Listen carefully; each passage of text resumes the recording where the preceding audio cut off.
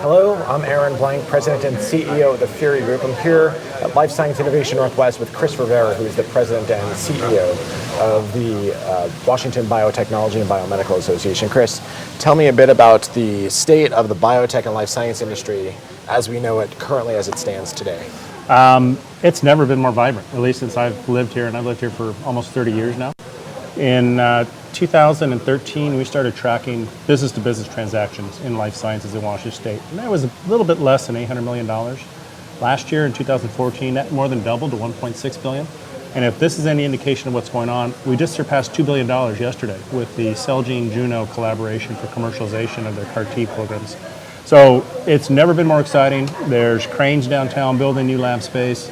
We're hiring people from around the world, and it's a very exciting time, especially with Seattle being the epicenter for immunotherapies and immuno-oncology.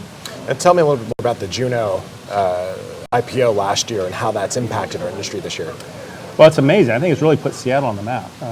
Just about any kind of conference that I go to or meeting I go to, and if somebody's been in the biotech sector and you mention Juno, they've heard of it. It's kind of an unprecedented story. It's an $8 billion company that two and a half years ago wasn't in existence. So it also just shows the promise of really having a curative therapy for cancer for the very first time in our lifetime. Hopefully it's not the last, but it's an exciting story, and I think the collaboration with Celgene really validates the technology.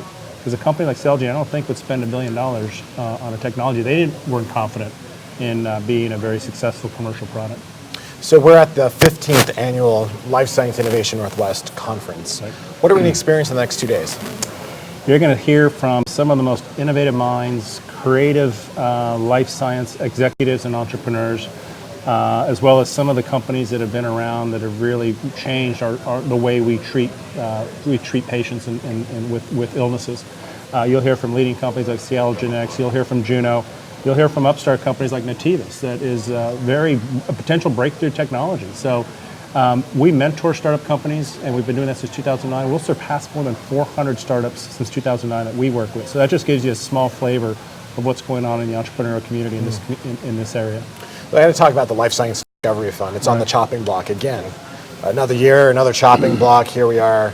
What's from your perspective? What could we do to demonstrate to the legislature that the Life Science Discovery Fund is so important? What has come out of the Life Science Discovery Fund over the years that has propelled this industry forward? Well, first and foremost, it's very disappointing that we're not getting much support from our legislature or Olympia. The R&D tax credits have not been renewed. They expired earlier this year, and the legislature did not renew them again this year, making us one of 7 states that does not offer R&D tax incentives for research to be here in the state of Washington. As you mentioned, LSDF not only on the chopping blocks, but the state is trying to sweep back $11 million back into the general fund out of LSDF. So as an industry, we can write the governor a letter to say he needs to veto that sweep back and keep those $11 million in there so they can continue at least to make new grants for the next year or so. Again, when I start to look around our peer states, when I look at states like Texas, Massachusetts, California, that we really compete for jobs and for these technologies, those states do a lot more for this industry than our state. In fact, even Oregon just closed the Knight Cancer Research Foundation, $1 billion now for cancer research, just 3 hours south on I-5. Even Montana is putting $15 million of state money into R&D research and collaboration. So I think we really need to have Olympia wake up and get, supporting an industry like this. It's going to be around for decades to come. Hopefully it's going to be around here in Washington State. Crystal ball, say the next 6 months, it's July.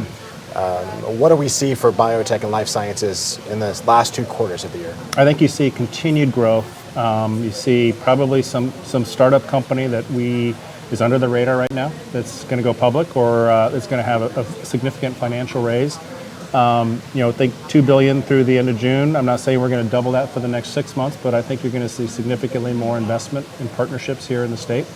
I think you're going to continue to see innovations come out of here from all spaces, from health IT, from global health, from biotech, from medtech, from bioag, biofuel. It's a very diverse, very exciting time to be a part of this organization and this industry today. Well, Chris, thank you. I'm looking forward to spending the next 2 days here at Life Science Innovation Northwest. Chris is going to be on and off our WBBA TV today and tomorrow. And I look forward to hearing. Great. Thank you. Thank you, Chris. Thank you. Appreciate it.